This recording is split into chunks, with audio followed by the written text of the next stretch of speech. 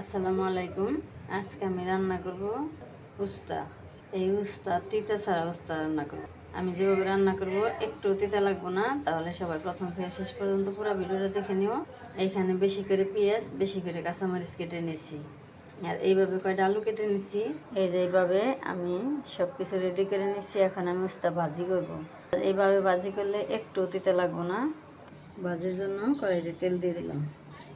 এখন আমি উস্তা দিয়ে দিলাম, আলু দিয়ে দিলাম। এখন এই যে পেঁয়াজ কাঁচামরিচ দিয়ে দিলাম, পরিমাণ মতো লবণ দিয়ে দিলাম।